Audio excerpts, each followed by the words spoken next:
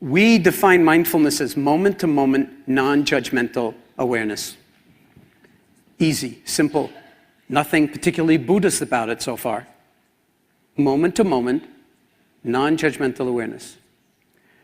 You're only alive in this moment. This is another thing we tend to forget, is the only moment we are ever alive in is now. But if you start to pay attention to where your mind is at, most of the time it is not now.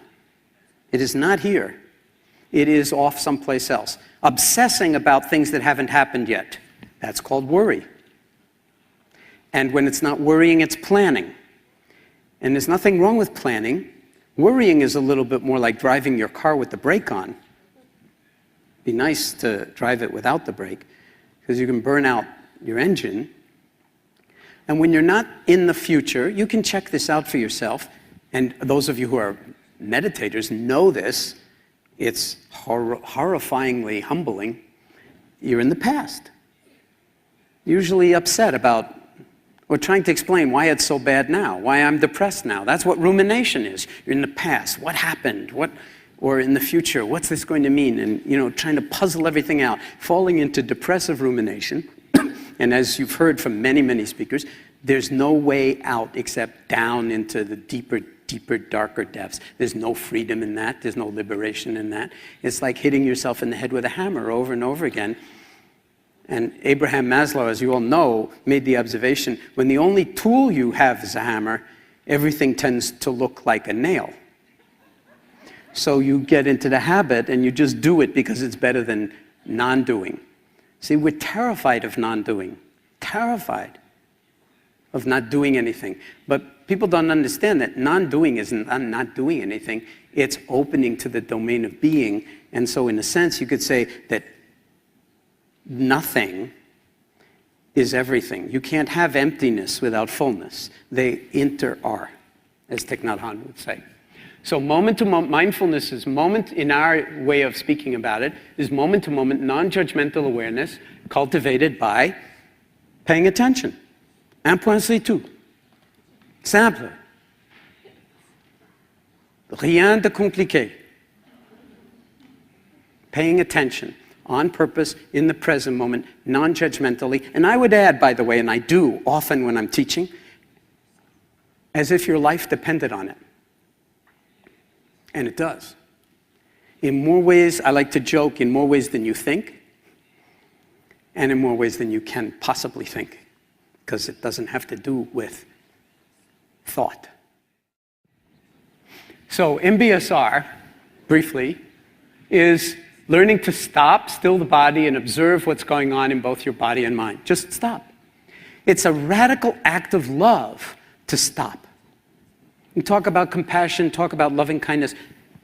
Stopping is compassion. Stopping, taking your seat in a position that embodies dignity, is a radical act of love. Opening to the actuality of things without having to fill your moments with anything is a radical act, right here in this moment. How will I be in relationship to it? Okay? And then you begin to discover the awareness that we carry around every single day, that we pay no attention to, that we do not refine, that we do not cultivate. It's dependable. We can actually rest in awareness. Let's say fear comes up. Well, can you embrace the fear with awareness? That's not what we do with fear. We start to perseverate. Or with depression, a feeling of, some thought comes up, I'm no good, and then it's followed by evidence that you're no good and so forth. But what if that thought came up and awareness just saw it? Okay, the cognizant element of awareness sees it. In the seeing of it, it's like touching a soap bubble. The thought just goes poof. And no future thought, no following thought. That's the nature of awareness. It eradicates thought. But we have to cultivate patience. We have to cultivate stability of mind so that we can actually rest in awareness. And it takes a lot of work, a lot of practice, but not so much striving, not so much forcing, not so much trying, but getting out of our own way. Getting out of our own way. We're the only species on the planet that gets in its own way. Birds, they never cross the wings and can't fly, Tigers running through the woods, they don't trip and say, oh, God, it's really hard with 4 legs to keep track of them. We're the only species on the planet that gets in its own way and says, oh my God, I don't know what to do. I can't move. It's a dis-ease of self-knowing. It's a dis-ease of awareness.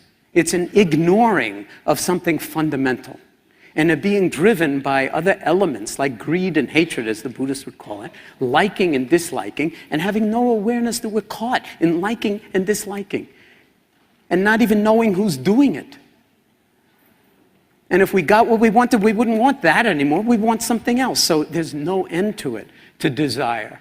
So stopping is a radical act, and that's ultimately an incredible act of self-compassion and wisdom, right now, right here, not in some great future.